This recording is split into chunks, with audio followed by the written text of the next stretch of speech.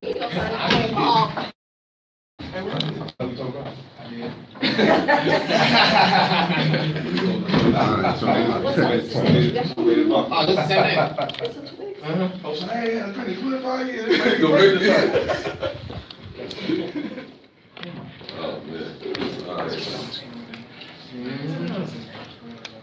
we hold Jeremy Combs, we talked about it in the locker room, 13 points, 15 under.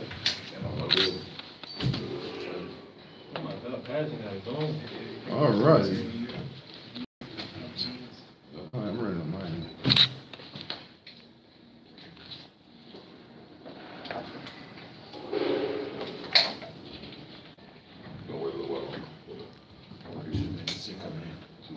Two minutes.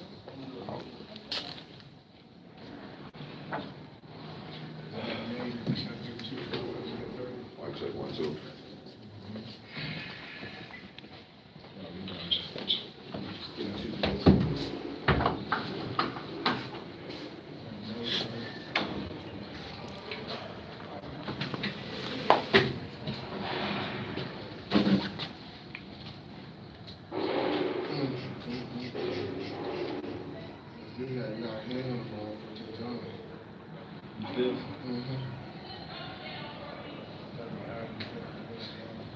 Guys, look up one time, please. Got it. Thank you. Yeah, someone's showing my teeth today. My teeth today. Coach, y'all eating later on, Coach? Whatever they want. Free world steak and shrimp. They will promise something bad. Kind of monitor what they eat pre-game, so they'll probably eat something good. Good answer, Coach. Now, we definitely ain't going to McDonald's. Here you go, President Trump, you know. Man, dude did that twice, man. It's past sad. Baltimore. We got 26 people. Wow. Huh? Yeah, I got everybody at a quad. No. What's the people doing right now?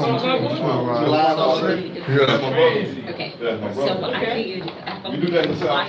Yeah, already. But I think you don't. I don't know. Is anybody else said? They don't do it like we do it. You said? Don't do it like we do it. Are you set? Yeah, I'm set. I ain't stop right now because I play basketball. I've been set for 2 minutes and 42 seconds. I'm here with Today we have Devontae Patterson, Gary Blackson, and head coach Byron Smith. Coach Smith, go ahead and open with a comment. First and foremost, just like I said, I'm gonna give thanks to our Lord and Savior Jesus Christ, and all things are possible if you believe. And he had his hands around us today, definitely. And I'd be remiss if I didn't say that first and foremost. Secondly, hard-fought contest. I think we gave America what they wanted. It was a shootout, if you will. Great game, back and forth. I think it was probably one of the more entertaining games on TV. I saw a lot of them today. I think it was probably one of the more entertaining games that television that they had on TV today. So really pleased with the outcome. It's been a long time coming, and we're just really excited right now that we're able to come here and win this SWAC basketball tournament. Dr. Ville's inside HBCU Sports Lab. Dr. Ville, just want to ask you, coaches, you started off on this season. You had the win at the opening season. Then you come in and won before conference, you get a big win. Then you get in conference play and you start rolling. You get 9 wins, including one over your rival. Then everything's rolling. People are still questioning about Prairie. Are they for real? Can they last? You get a tough loss to Texas Southern University on the road after leading big. You fight back at the end, but can't get it done. People start questioning. All of a sudden, you're focusing. You keep winning. You win out the rest of the season, essentially. People still question regular season championship. You go in the tournament. People are questioning. You're winning. Texas Southern's winning. The big school rivals won a couple of championships, maybe rightfully so. Talk about how you keep the focus about your goals for the season, and this is to every one of each 3 of you, coach. If you started off in the players. Well, me personally, first, I go about my daily business and my life as a man, as a Christian man. Dr. Cavilles, I have an audience of 1, and what I mean by that is it's me and my Savior, and that's who I confide in. That's who I talk to. You have to block out the noise. and it was some noise after that particular game. I think February 7th. I think there was some people calling from my head after we had won 9 games in a row, and I guess they were saying, hey, you can be 0-9 when you take the Southern. It's great. We don't subscribe to that. We had a really solid basketball team, I felt. I think I told anyone that would listen from the onset, I thought we'd be a really good basketball team, just no win.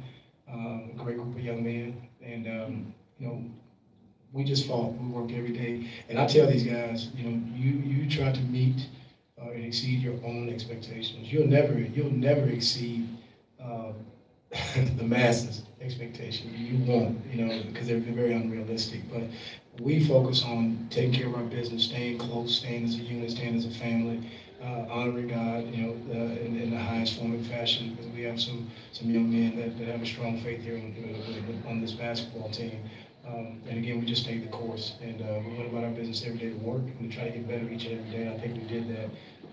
So I'm hopeful now that some of the naysayers will be a little more pleased with us, and I may get to come back for another year, Dr. Bill. What do you think? I think so. Patterson, would you follow up? I got just like my coach said, I want to give it to my Lord and Savior Jesus Christ, but nothing changed but our game plan. And our game plan was not our game plan, but how we handled ourselves in tough situations. And today, when things got tough, we continued to come as a team. It might have seemed like we were splitting, but we were talking off our differences. We had to step up, don't step up, box out, win the box out, and those things. And we came victory when we came together every time. Then once I had my fourth foul and I was sitting on the bench, once again I gave it to my Lord and Savior. I said, I don't care who you allow to go there. Just let the one that you want to rep you to go to the NCAA tournament. Right.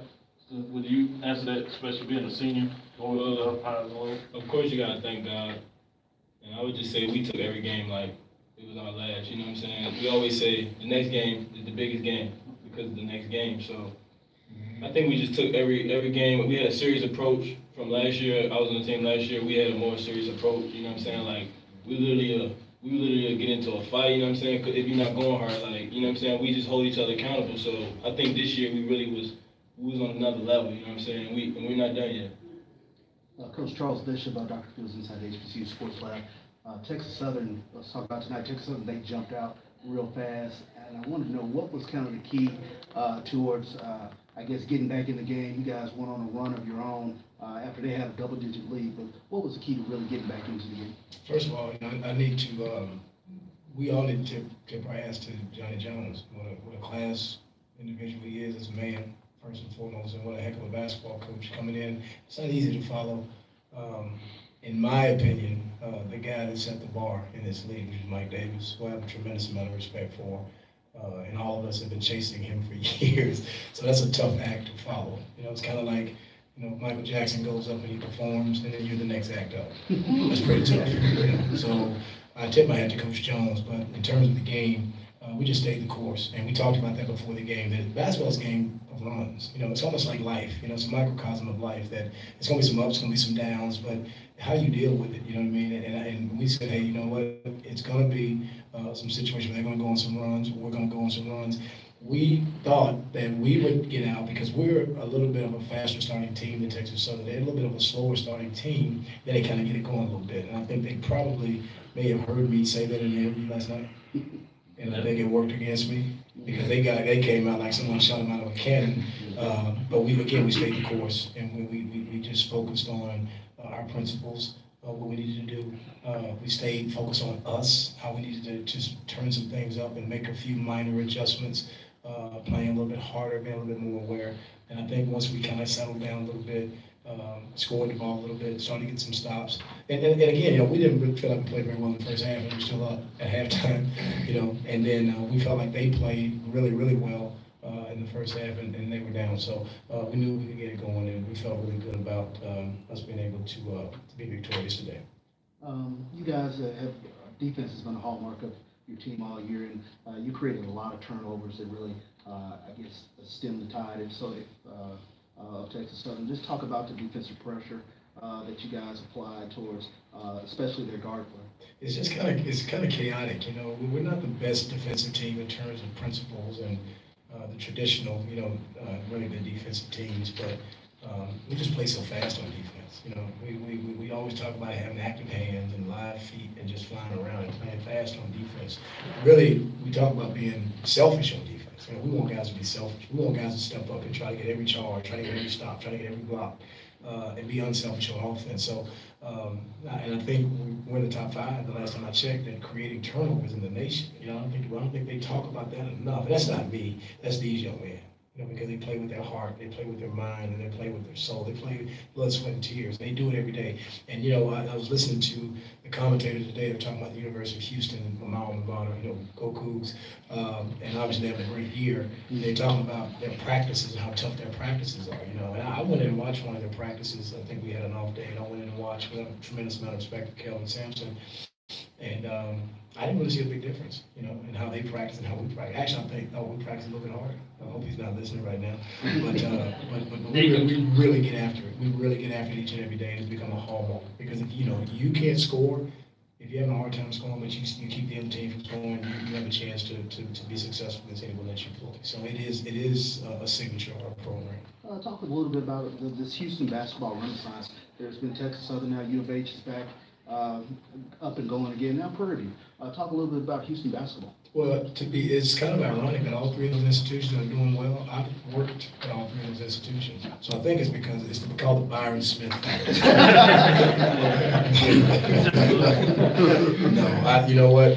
I think it's biblical that the rejected cornerstone becomes first. You know, and no one's going to stay down forever. You know what I mean? If you stay the course, you keep working hard. And look at Sam Houston. They don't get much of a mention. Obviously they won their conference. They lost in the conference tournament, but they had a heck of a year.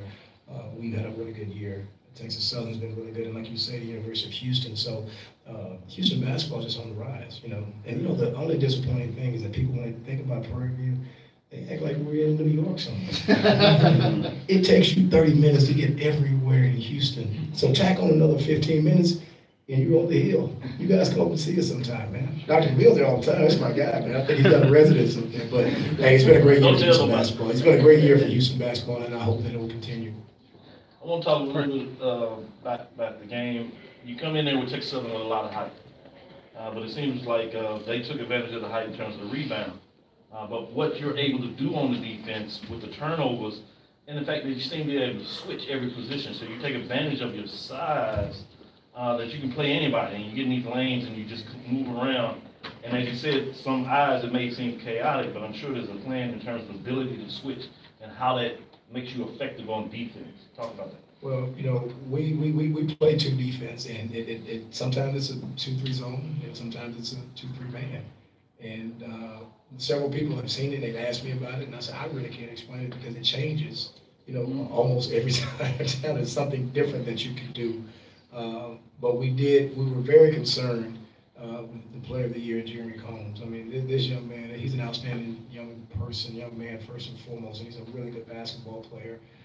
Plays the game the right way, just plays hard, keeps his mouth closed, and obviously Eden Ewing, and then they brought back Trayvon Reed. So they're probably one of the bigger front lines that you'll see in college basketball. So we were really concerned, but our focus was to try to keep their guards from penetrating, because when they penetrate, and that forces our bigger players, Devontae and Alvin Ellis and Gerard Andrews, to have to help up. And then that gives Combs, and that gives Ewing, and that gives, obviously, Trayvon Reed, easy dump downs or lobs at the basket. So, it really caused us a lot of problems. But I think in the second half, we did a little bit better job of really just defending and flying around. And it's interesting that you said that we do switch 1 through 5, and that really gives you, it's a bit of a luxury because not a lot of teams in college basketball can do it because you got that big guy back there that really kind of sits in the paint, can't move around a lot. But, our biggest guy is, 6'7", Devontae, and he can guard 1 through 5, very easily. So it's an advantage, and we want to try to use it moving forward.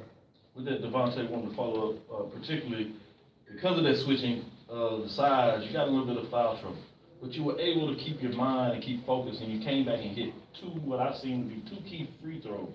After coming in, driving to the basket, taking the foul, went to the line, brushed it all off, and hit 2 big free throws. Talk about your mindset at that time.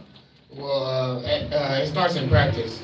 In practice, we take free throws serious. If you miss a free throw, you're running around the whole gym until we tell you to stop. Well, until a coach tell you to stop, and that might be for the whole practice, but we ain't getting that. But at the end of the day, it's the coaching staff, my teammates, and my Lord Savior that keeps me in that.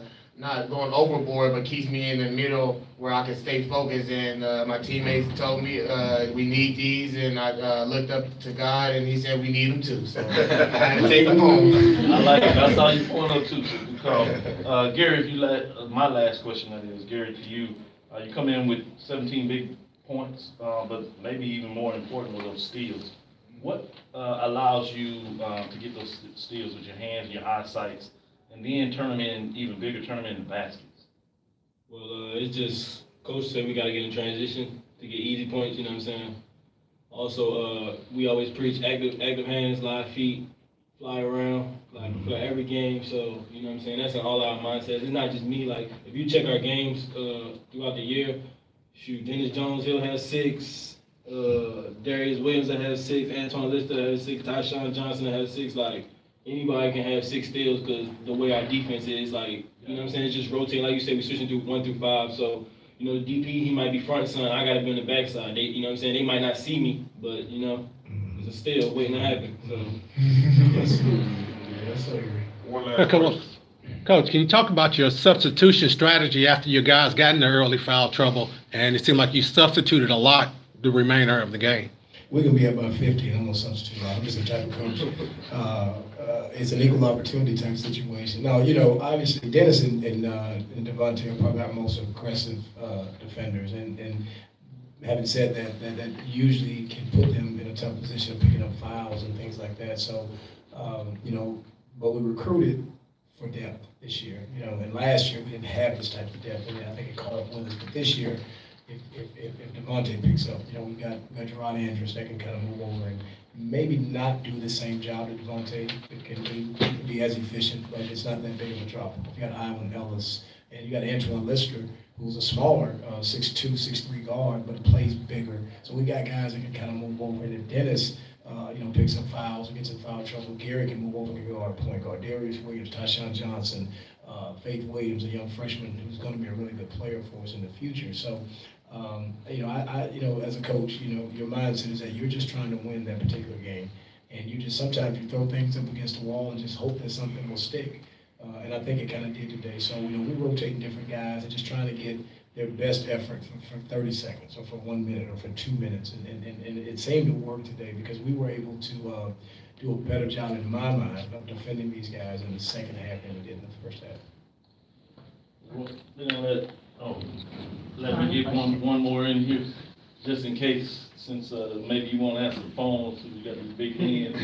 I'm gonna get mine in now. I got you, absolutely. No, but seriousness, total points. You had 6 players getting double figures, so you were able to spread it around. You even had Ellis right there at 8, and that's amazing to be able to be that diversified and challenging to guard. So talk about having a team switches on defense, but you have everybody that almost can score on offense. Well, you know, again, that's kind of our mantra. You know, we want to be unselfish on offense and share the basketball and be selfish on defense and be the one that wants to come over and help his teammate or be the one that says, hey, I got him, I got Armstrong, I got Combs, I got Patterson, and that's what we have.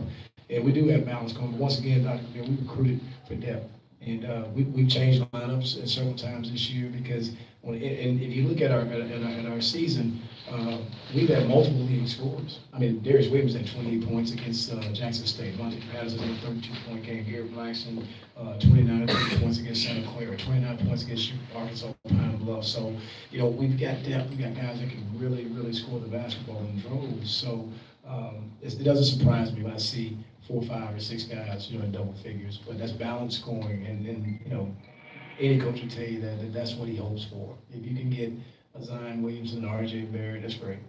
But if you could have, you know, 4 or 5 guys that, you know, around at 12, 13 points, you know, you can win a SWAC championship. Thank you. All right. God bless you guys.